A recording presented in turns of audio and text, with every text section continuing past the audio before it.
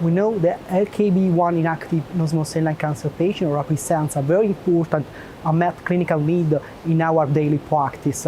They account for about 20% of advanced non-small cell lung cancer.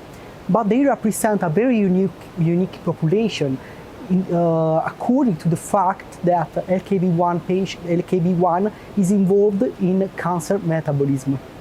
As a fact,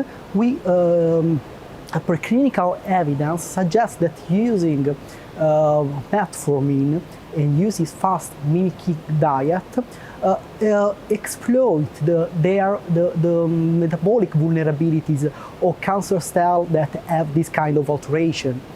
As a matter of fact, metformin reduces mitochondrial activity and so the ATP availability in cancer cells. And also, fast-mimicking diet, reducing caloric introduction in our body, reduce glucose and also insulin reserve in cancer cell. So at the basis, there is and the background of this trial, there was the abilities of this kind of approach to exploit the vulnerability and use in this cell a metabolic crisis. FAME trial was a phase 2 non-comparative, non-randomized, open-label trial with 3 arms. The first one was the FAME arm, that in which patients were assigned to receive the standard treatment with chemo plus immunotherapy and plus metformin and fast-mimicking diet. The second arm was the MERCY arm, in which patients received the standard of care treatment plus metformin, and then we had the observational arm. Unfortunately, the trial was closed earlier due to the low recruitment rate.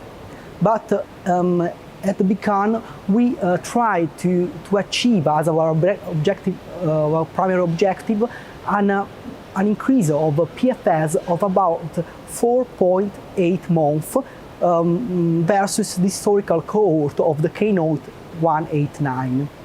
The major issue to enroll patients were related to the fact that this kind of patients are in very bad condition, clinical condition.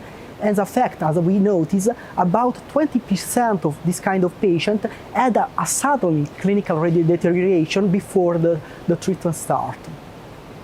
In the cohort of patients that treated with chemo and immunotherapy plus the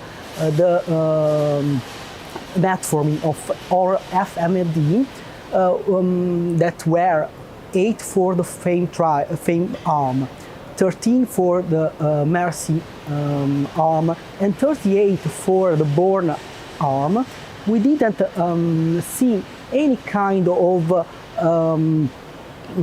adverse event that limited the prosecution of the treatment with the experimental drug, metformin and FMD.